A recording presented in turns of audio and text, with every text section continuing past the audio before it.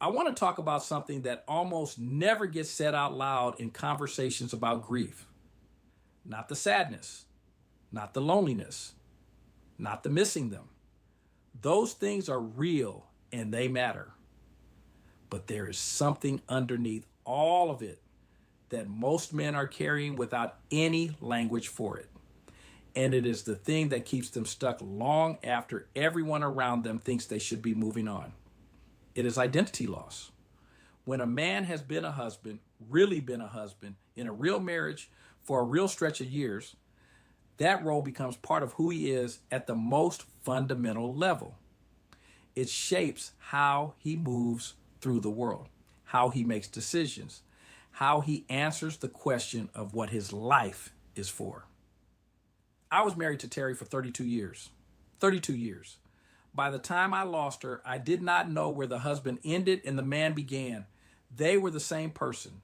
And when she was gone, I kept waiting to feel like myself again, not realizing that the self I was waiting to feel like no longer existed in the same form. That is the part nobody prepares you for. Grief is talked about like it is an emotion, like it is sadness that arrives in waves and eventually gets smaller. And yes, that is part of it. But identity loss is different. Identity loss is waking up one morning and not knowing what your life is for anymore. It is making a decision and realizing you have no one to run it by. It is achieving something and having nobody to call.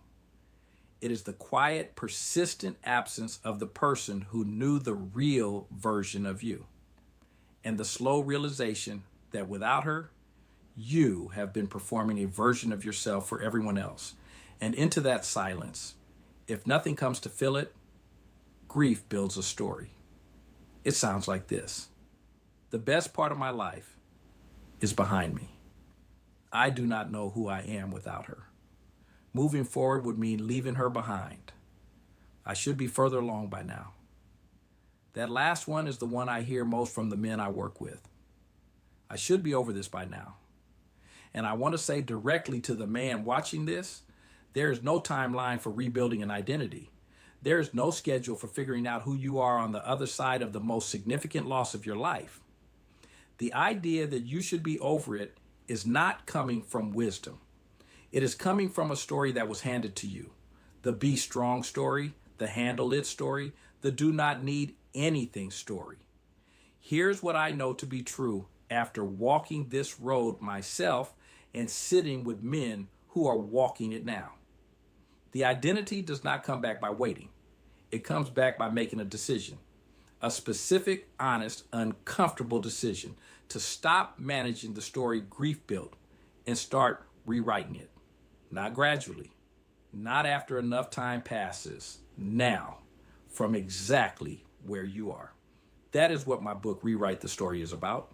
Not a framework, not a clinical program, a book written by a man who lost 32 years of marriage and had to figure out who he was on the other side.